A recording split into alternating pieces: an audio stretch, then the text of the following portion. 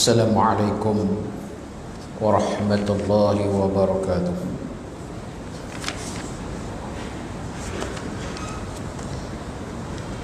Ila hadratin Nabi Mustafa Rasulullah sallallahu alaihi wasallam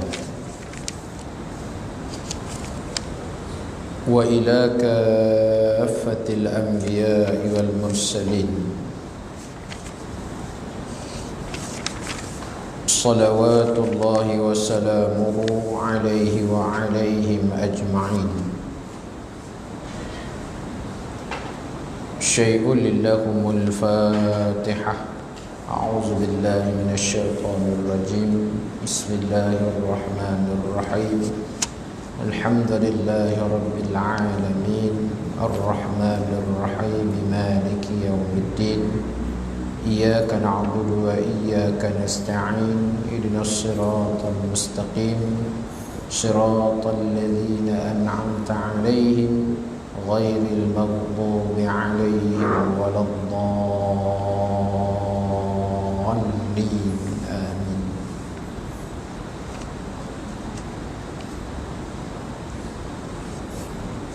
الحمد لله نحمده ونستعينه ونستهديه ونستغفره ونعوذ بالله من شرور أنفسنا ومن سيئات أعمالنا. من يهده الله فلا مضل له ومن يضلل فلا هادي له. أشهد أن لا إله إلا الله وحده لا شريك له وأشهد أن سيدنا محمدا عبده ورسوله. اللهم صل وسلم على رسولك النبي الأمي وعلى آله وصحبه أجمعين. رب يسر ولا تعسر رب تمم بالخير. أما بعد. قال المصنف رحمه الله تعالى ونفعنا به بعلومه في الدارين آمين يا رب العالمين. Hadis yang ke-15 muka surat 27. Betul tak? Betul tak? Ada tanda situ lah.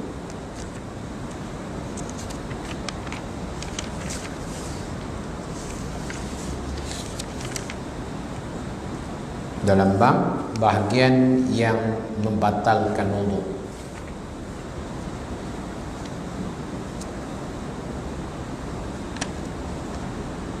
Wa an Anas bin Malik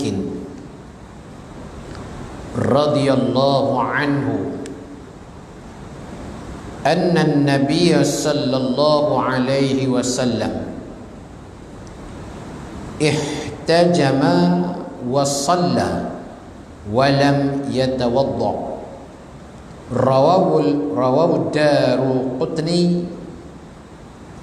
ولينه.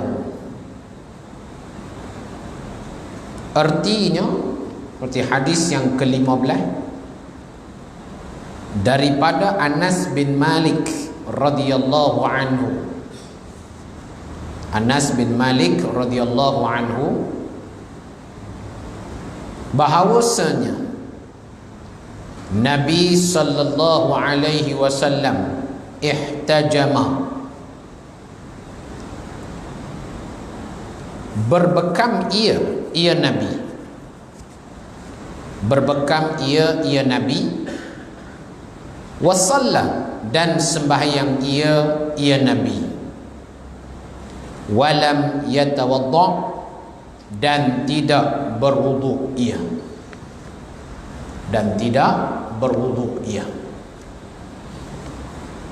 Lepas Nabi berbekam, kemudian Nabi sembahyang. Dalam maksud Nabi tidak mengambil wuduk selepas daripada berbekam. Maksudnya sebelum dia berbekam tu dia dah berwuduk. Nabi dah berwuduk sebelum berbekam. Selepas daripada berbekam, Nabi sembahyang dengan bahawasanya tidak berwuduk selepas daripada berbekam. Apa yang kita faham dalam hadis ni? Jadi dipaham daripada ini hadis, berbekam tidak membatalkan akan wuduk. Berbekam tu tak batal wuduk. Maksudnya sebelum Nabi berbekam tu Nabi berwuduk. Kemudian Nabi berbekam. Selepas pada berbekam, lepas pada Nabi berbekam, Nabi terus sembahyang. Dalam maksud Nabi tak ambil wuduk lain. Faham kita di sini bahawasanya berbekam itu tidak membatalkan wuduk. Tu. Hadis yang ke-16. Wa an Muawiyah radhiyallahu anhu qala qala Rasulullah sallallahu alaihi wasallam al-'ainu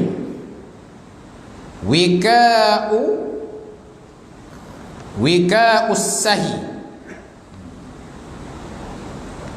فَإِذَا نَامَتِ الْعَيْنَانِ تَطْلَقَ الْوِكَاءُ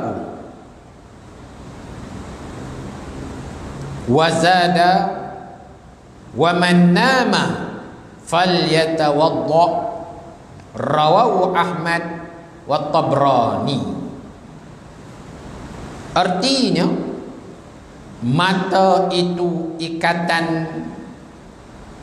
kunci dubur. Mata itu ikatan, yakni kunci bagi dubur. Tu mata tu. Maka apabila telah tertidur dua mata itu, terbukalah ikatan, yakni kunci itu. Bila tertidur, maksudnya di sini mata tu menjadi kunci, ikat bagi dubur. Bila tertidur dua mata, bila mata lena tertidur, maka kunci tadi ni, ikatan tadi ni terbuka. Oleh sebab itu, sesiapa yang tertidur hendaklah berwuduk. Sesiapa yang tertidur hendaklah berwuduk. Dengan bahawa tidurnya itu tidak tetap papan punggungnya. Tak tetap papan punggung. Kalau tidur orang panggil tidur sungguh lah. Tidur sungguh. Tapi tidur dia tu papan punggungnya tu tetap. Dia tidur sambil duduk, papan punggung tu tetap. Dia lena sungguh lah. Lena sungguh. Selalu jadi bila? Selalu jadi hari Jumaat lah, solat Jumaat lah. Selalu jadilah. Bukan sinilah, tempat lain. Ada mai Jumaat ni, khutbah Jumaat, time tu lah. Kira nak lena time tu. Dia lena, kemudian lena dalam keadaan papan punggungnya tak tetap. Mana tak tetap dengan lantai papan punggungnya. Dia lena. Bila lena, maka terbukalah kunci. Terbukalah ikatan kunci, maka dia jaga, dia kena mengambil wuduk kembali. Kalau dia tidur tetap papan punggung, dia lena, papan punggungnya tetap, dia jaga, maka wuduk dia tu masih dikira, masih ada. Kalau tetap papan punggung, papan punggung tu tetap dengan lantai lah, tu.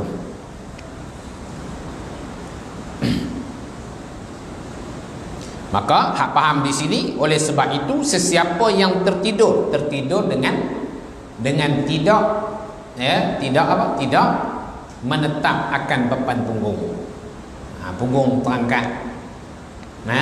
Jadi waktu ketika itu wuduk yang ada sebelum ni dah batal. Dah batal. Tu. Dah batal walaupun jiran, walaupun kawan sebelah dia tidur tapi saya tak dengar dia kentut. Dia bukan masalah kentut tak kentut, dia masalah bila tidur papan punggung tak tetap, maka tidurnya tu tidur yang sungguh-sungguh, tidur matilah. Maka waktu ketika itu wuduknya sudah terbatal. Terbatal bukan pasal kentut dah, terbatal dengan sebab tidak tetap papan punggung di waktu mana dia tidur. Cerita yang tu lah. Duduk ambil, orang panggil apa, nak ambil kesahihan. Duduk sebelah aku dengar kentut dah. Kentut masalah lain. Kentut juga di antara masalah yang boleh yang menyebabkan batal wuduknya. Ada lagi masalah yang lain. Apa dia? Menyentuh perempuan yang ajnabi tanpa lapik juga batal wuduknya. Lagi tidur tak tetap papan punggung juga menyebabkan batal wuduknya. Waktu ketika tu dia kena ambil wuduk lain lah. Kena berwuduk lain.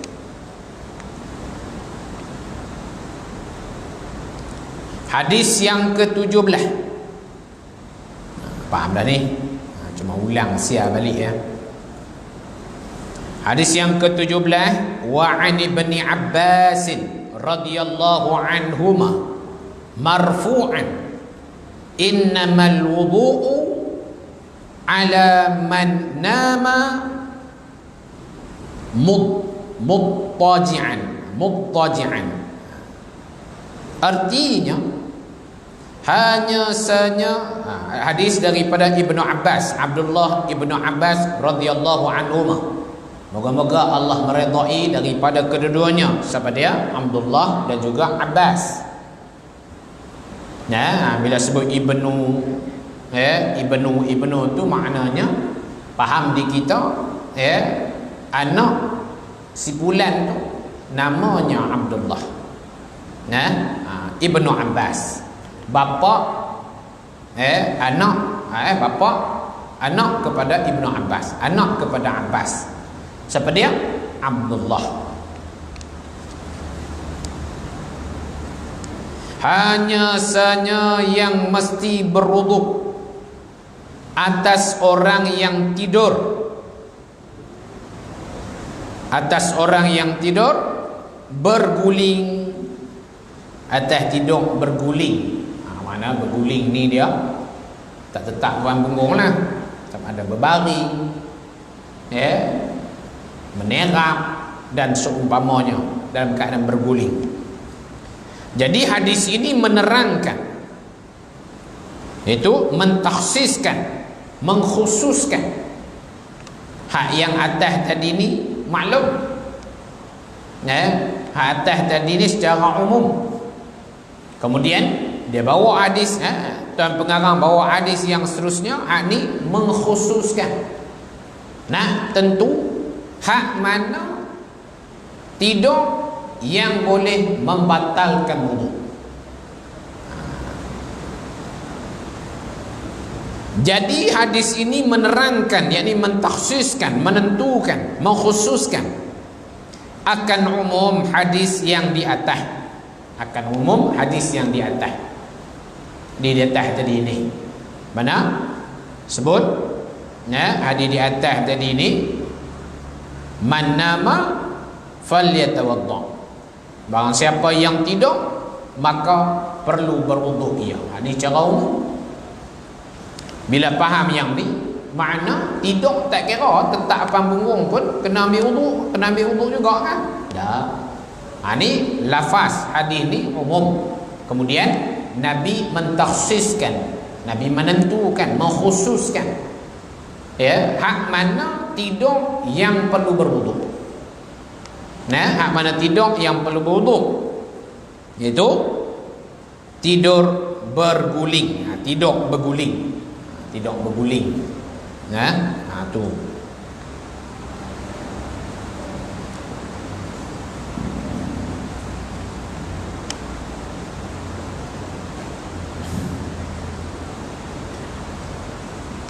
Jadi hadis ini menerangkan, mentakhsiskan akan umum hadis yang di atas, kerana yang ditunjukkan hadis yang di atas itu ialah siapa yang tidur.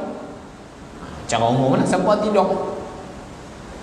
Mana siapa tidur, cara umum faham siapa tidur, dia kena ambil wudu lain. Sedangkan ada yang tidur tak batal wudu. Ada yang tidur tak batal wudu, ada yang tidur batal wudu. Maka Nabi datangkan hadis didatangkan hadis yang terusnya untuk mentakhsiskan, menentukan, mengkhususkan tidur yang macam mana kena ambil wudu. Tu.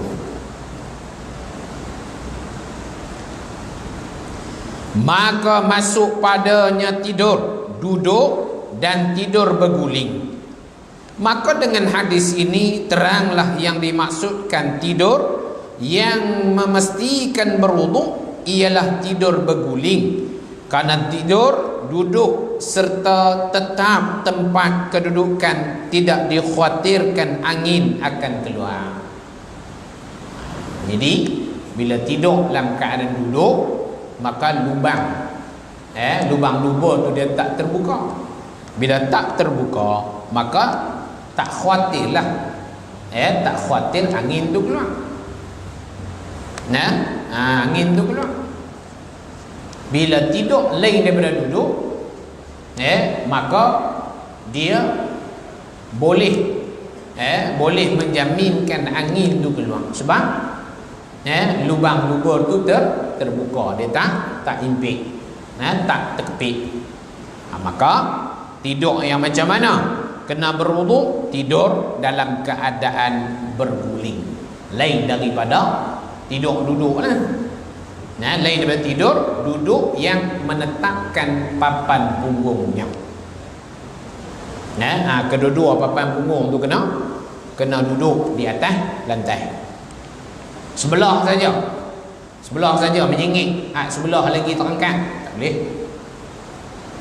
Dia kena menetapkan kedua-dua papan punggungnya di atas lantai. Tu.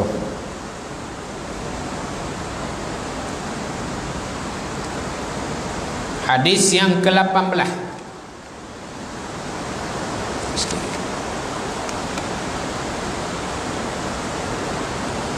Wa 'an Ibni Abbas radhiyallahu anhuma anna Rasulullah sallallahu alaihi wasallam qala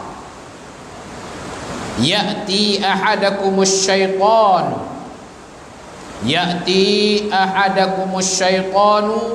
fi salatihi fayanfukhu fi maq'adatihi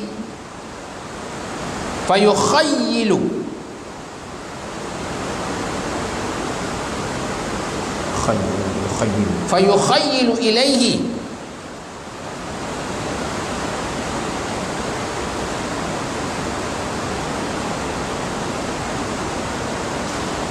annahu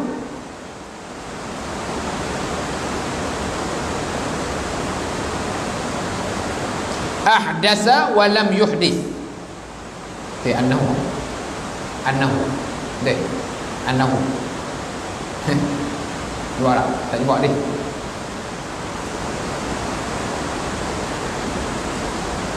Annahu boleh lagi.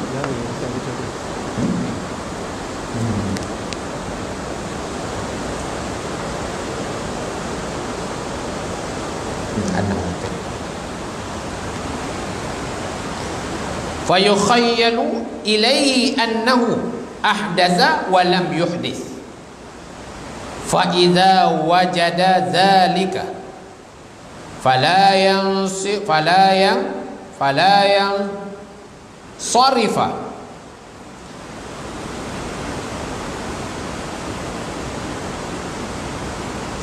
yansarif hatta yasma'a sautan aw yajida rihan.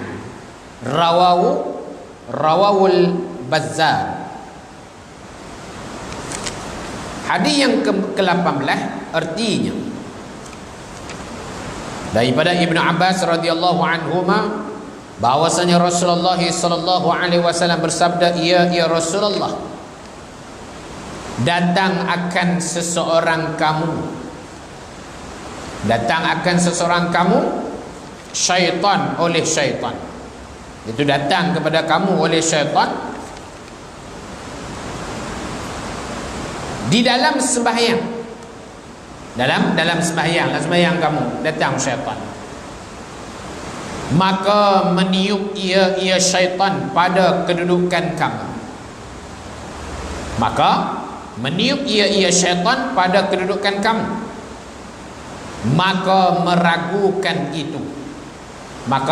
meragukan itu syaitan bahawa kamu sudah berhadas, iaitu batal wudu, padahal belum berhadas lagi. Maka apabila memperoleh, iaitu mendatang yang demikian itu, maka jangan berpaling sahaja ia hingga mendengar ia akan suara atau memperoleh akan bau. Ni sebab tu syaitan ni dia akan ganggu kita ni sampai bila-bila. Tentu dia akan ganggu dalam keadaan kita buat baik. Tu kerja syaitan. Dia akan ganggu umat Nabi Muhammad sallallahu alaihi wasallam dalam keadaan umat Nabi sallallahu alaihi wasallam buat kebaikan. Kerana dia nak merosakkan kebaikan yang kita buat. Tu kerja syaitan. Hak jahat dia tak kisah dah. Dia nak ganggu apa lagi? Dia ganggu dalam keadaan orang nak buat baik. Buat baik ni. Buat kebaikan.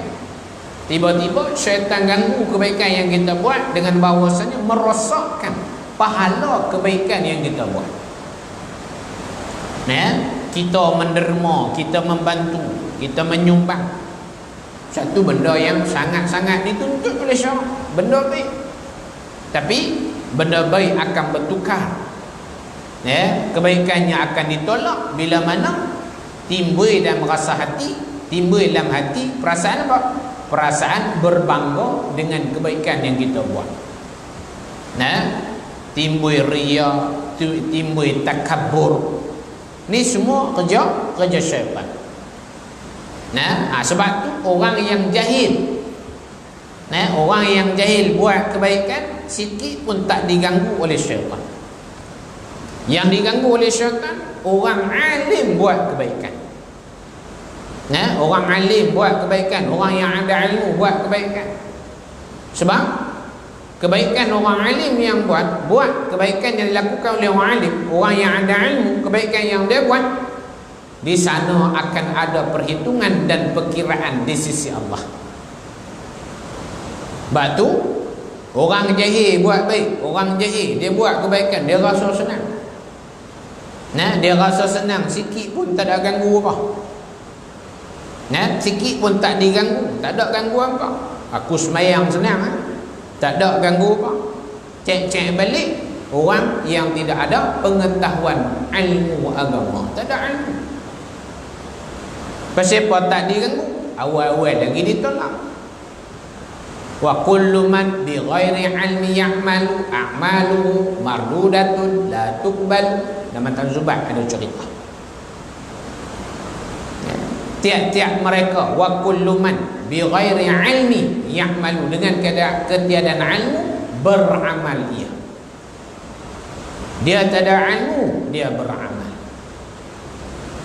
a'maluhu mardudatun la tuqbalu, segala amalnya ditolak dan tak diterima di sisi Allah Subhanahu wa taala. Sebut tak diterima ni, sikit habuk pun tak diletak di atas neraca timbangan Allah Subhanahu wa taala. Tu. Sebab tu nak buat amalan apapun biar ada ilmu pengetahuan. Ni. Mungkin saat-saat kita ni hak dekat apa dia? Korban. Hak dekat-dekat ni, dekat-dekat dengan kita tak jauh mana dah hari Jumaat ni. Akan ada orang Islam akan buat korban. Sebab tu buat korban pun dia kena ada ilmu. Jangan duk kira buat korban kita pun buatlah. Dah kena ada ilmu. Takut nanti korban kita itu tak ada nilai di sisi Allah Subhanahu wa taala. Tak ada nilai di sisi Allah. Itu kita bimbang. Itu kita bimbang, itu kita takut sangat-sangat. Buat pilah tang mana pun orang tanya, macam mana Ustaz? Saya nak buat di luar negara. Buatlah. Janji buat. Bukan masalah murah. Tapi masalah kita nak membantu. Buat. Tak ada masalah. Dalam Malaysia pun nak buat pun boleh, luar pun boleh. Kita nak cemburu pasal apa? Buatlah, janji buat. Ada kemampuan buat. Dan buat tu biar ada nilai di sisi Allah. Kadang-kadang ada pihak penganjur, masjid, surau, badan-badan NGO, sekolah, pondok dan sebagainya. Dia bantu masyarakat untuk buat korban. Tu penting. Cara agihan, cara pembahagian. Ada kita serah pada suatu pihak, kita bagilah mereka urus. Ni tak. Mohon maaf lah, ni tak. Hari program korban tu bukan buat apa-apa. Main pakai kemas elok. Lepas tu cekak pinggang pula, tengok. Cekak pinggang. Lepas tu pula, memang saya nak ambil semua panggung korban saya. Bolehlah, boleh ambil. Tapi tak kenalah cara macam tu, sebab kita menyerahkan suatu urusan daripada pihak tertentu. Tentulah pihak tertentu tu dia nak buat pengagihan. Ni dah kita ambil daging apa semua, yang tinggal titik. Titik kita tinggal. Allah SWT Muhammad. Boleh ambil tak? Boleh ambil. Untuk kita makan bersama mali keluarga 1/3 daripada bahagian daging kita. Bahagian kita tu dibahagi dengan 3. Jadi 3/3 bahagi 3, kita ambil 1/3. Sunat kita buat tu, ambil 1/3, kita ulik rumah, kita masak, kita pakat-pakat makan ahli keluarga. Tak mau ambil pun tak ada masalah. Lagi bagi. Tak apalah. Bahagian saya ni saya serah pada ustaz untuk urus semualah. Agihlah macam mana pun. Buatlah macam mana pun. Tu ada orang macam tu. Tapi tak mau makan kan tak apalah. Daging saya beli 1 kilo 2 kilo pun tak apa. Tu setengah daripada pihak yang buat. Ada setengah dah. Dia tinggal rebah kat orang penganjur. Alim dia ambil kulit rumah. Tu. Ni salah satu perkara yang perlu ambil pengetahuan. Sebab tu saya buat korban, kami buat korban. Tiap tahun kami buat. Saya letak program korban redha. Program korban redha ni hang setuju. Hang redha. Bukan kita tak bagi, kita bagi. Kita bagi 3 kilo daging, tulang sikit apa semua, ambil. Hari kami sembelih, ambil. Hak selebihnya kami yang agih. Tu. Kalau tak buat dengan saya lah. Hak selebihnya kami agih. Alhamdulillah. Tahun ni kita dapat 7 ekor. Walaupun tak iklan tak mana pun. Hak yang hak duk buat dah sebelum ni. Bertanya ustaz buat dah? Buat dah. Buat. Kami terima lah. Alhamdulillah. 7 ekor tahun ni. Alhamdulillah kita tok lah macam mana. Kami tak agih lah ke semuanya.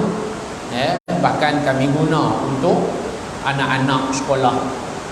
Lepas pada ni mereka makan. Waktu rehat apa semua kita masak bagi makan untuk anak-anak, lebih kurang 250 orang lebih yang boleh makan. Dia boleh menyebabkan boleh juga antara boleh kurang kos makanan, kos pembelian untuk kita bagi makan untuk anak-anak. Allah bersesuai dengan Muhammad. Tu nak bang kena beringat. Jangan duk main cekok pinggang. Betul duk arah pula mana daging saya. Oi, minta mana daging saya. Sabar kan. Kalau tak mau buat kerja pun jangan tunjuk sangat. Jangan tunjuk sangat. Sombong punya kita. Sedangkan kita berkorban ni maknanya kita menyerahkan segala-galanya untuk siapa? Untuk orang yang sangat-sangat memerlukan. Lebih lagi kita masih dalam keadaan PKPP, COVID-19. Allah SWT Muhammad, kita berdoa kepada Allah. Tak lama mana duduk angka 1 lah naik jadi angka 2. Kita sudah maklum akan dilaksanakan balik ketetapan undang-undang pakai pelitup muka dan sebagainya. Akan diperkuat kuasakan balik. Tadi saya dengar Kementerian Mesyuarat mereka akan menetapkan balik undang-undang ataupun ketetapan masa PKP dulu ni. Teruk kita. Sebab kita alpa, kita kali meningkat balik, alhamdulillah lah. Antara Kedah, Pulau Pinang masih lagi dalam keadaan hijau lah, tak ada yang bergejala. Walau bagaimanapun dalam Malaysia ada juga. Kita berdoa lah supaya Allah selamatkan kita, pulihkan kita daripada keadaan sedemikian. Maksudnya sikit lagi, kalau merasa-rasa dalam sembahyang bahawa angin sudah keluar, merasa-rasa tetapi tidak dengan yakin, dia tak yakin, dia tak yakin angin keluar, duk rasa dalam keadaan tak yakin ni dalam keadaan ragu-ragu 50-50.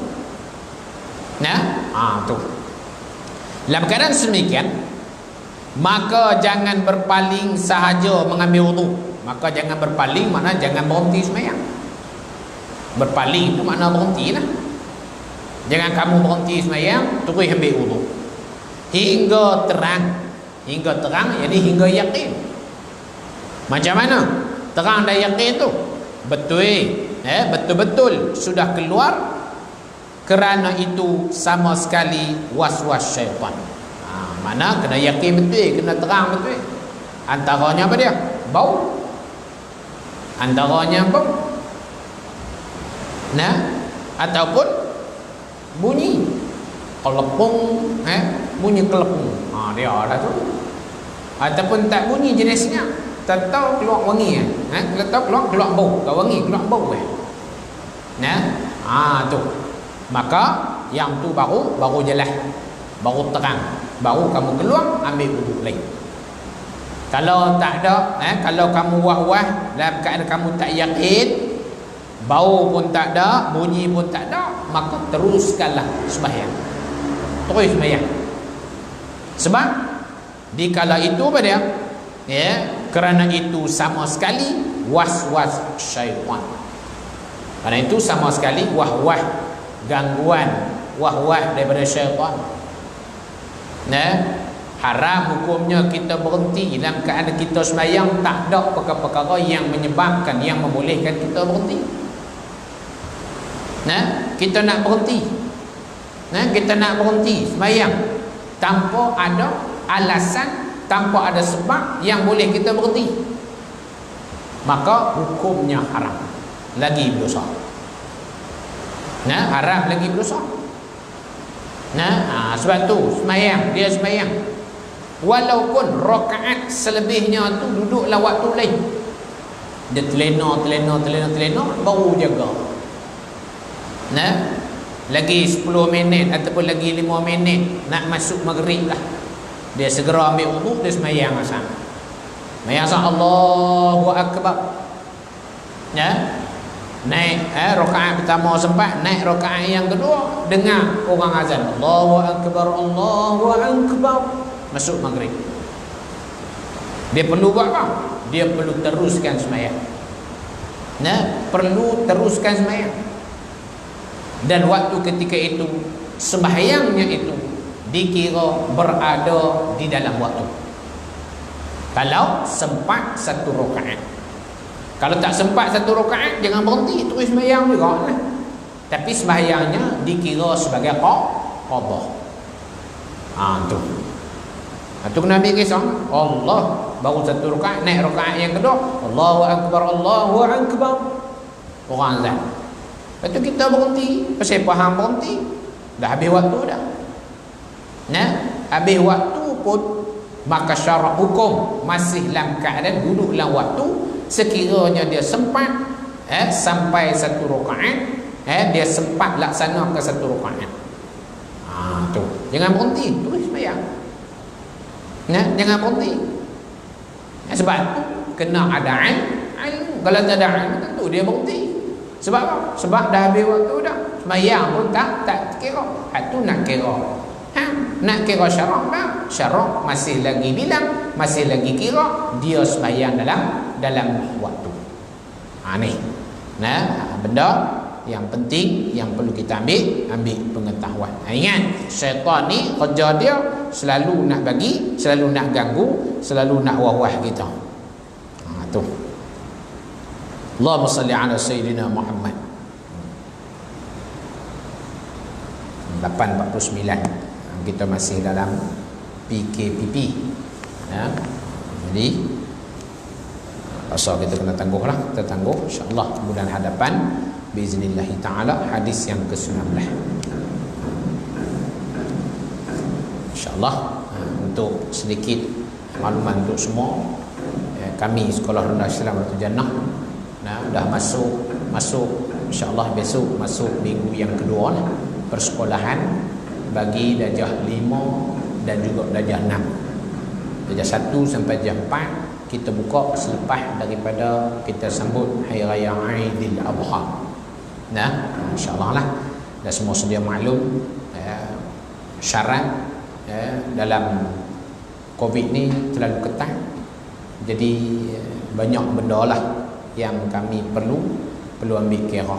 InsyaAllah lepas Raya Haji ni asrama bolehlah duduk ramai. Sebab kita dekati 2 tingkat. Tak sampai 2 minggu tak boleh duduk tingkat atas, kena duduk tingkat bawah saja. Jadi lepas 2 minggu, murid yang mai dah 2 minggu, jadi lepas Raya Haji ni dia boleh naik tidur di atas katil nombor 2, tingkat 2. Jadi tingkat 1 ni bagi pelajar yang baru sampai. Jadi insyaAllah lah, tolong doa lah Allah permudahkan urusan kami yang banyak. Kita kena ikut undang-undang ataupun syarat-syarat untuk pembukaan sekolah, dan kita haraplah tak ada perkara-perkara yang tak diingini berlaku. Kita minta selamat lah. Dan yang keduanya seperti biasalah, 3 bulan hampir 4 bulan kami tak boleh bergerak untuk cari dana. Lebih-lebih lagi sekolah pun tak boleh mula. Jadi yuran kita percumakan 1 bulan, hak selebihnya, hak bulan-bulan seterusnya kita ambil jugalah, oleh kerana kita tak berkemampuan untuk nak percumakan, tak berkemampuan untuk kita nak 4 bulan kita nak percuma disebabkan kita tak mampu cari dana. Masjid pun tak boleh buka dan sebagainya. Jadi kita tak ada ruang, melainkan kita bagi sebulan saja percuma, tak perlu bayar. Bulan yang lain yang duduk asrama bayar 150, hak berulang bayar 100. Alhamdulillah lah, ada yang bayar.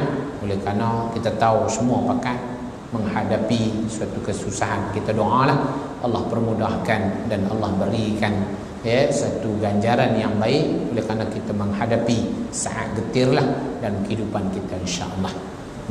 Jadi itu sajalah. Jadi saya dah bawa tabung untuk membantu kami, lebih-lebih lagi untuk kos pembayaran gaji guru kita bayar. Kita bayar gaji guru tiap-tiap bulan sama aja, tak ada kita kurang. Walaupun tak mengajar tetapi secara online, ada guru yang buat secara online, jadi kita bayar juga, tak ada satu bulan pun yang kita potong, kita tetap bayar sama juga untuk keselesaan dan juga untuk kos yang perlu guru jalani, antaranya kos sewa rumah dan sebagainya. InsyaAllah lah, kalau tuan-tuan ingin membantu, boleh membantu kami. InsyaAllah hari Rabu ni kami saya dijemput ke pejabat zakat negeri Kedah untuk terima watikah wakil bagi pejabat zakat Kedah, untuk terima menerima wakil untuk terima zakat. Jadi insya-Allah kalau tuan-tuan yang mungkin nak dapatkan pengecualian cukai, insya-Allah lepas daripada hari Rabu ni boleh bagi zakat kepada kami, dan kami akan keluarkan resit ataupun secara online kami akan hantar maklumat resit bayaran pejabat zakat, dan resit tu boleh guna untuk pengecualian cukai, insya-Allah. Jadi zakat kita dipahamkan zakat ambil 5 bahagian dan zakat akan serah kepada kita 2 bahagian. 2 daripada 7 bahagian kita akan terima. 5 bahagian zakat Kedah akan terima. Jadi bukan semualah, walau bagaimanapun ada jugalah sumbangan untuk kita. InsyaAllah yang tu boleh berhubung dengan saya untuk dapatkan untuk bayar zakat dan untuk dapatkan resit pengecualian cukai, insyaAllah. Itu sajalah yang dapat saya sampaikan. Moga-moga Allah merahmati dan memberkati pertemuan kita pada malam ini. Aqulu qawli hadza astaghfirullahal azim li wa lakum. Assalamualaikum warahmatullahi wabarakatuh. A'udzu billahi minasyaitonir rajim. Bismillahirrahmanirrahim. Alhamdulillahi rabbil alamin. Wassalatu wassalamu ala asyrafil anbiya'i wal mursalin wa ala alihi wa sahbihi ajma'in. Subhanaka la 'ilma lana illa ma 'allamtana innaka antal 'alimul hakim. Rabbi yassir wa la tu'assir bitamim bil khair. Allahumma anzil ar-rahmah wal maghfirah wal barakah was salamah wan najah bi hayati dunya wal akhirah alaina ya Allah wa ala jami'il muslimin wal muslimat wal mu'minin wal mu'minat bi rahmatika ya arhamar rahimin. Rabbana zalamna anfusana wa illam taghfir lana tarhamna lanakunanna khasirin. Atina fid dunya hasanah wa fil akhirati hasanah wa qina azaban nar. Wa sallallahu ala sayyidina Muhammad wa ala alihi wa sahbihi ajma'in. Walhamdulillahi rabbil alamin. Taqabbalallahu minkum.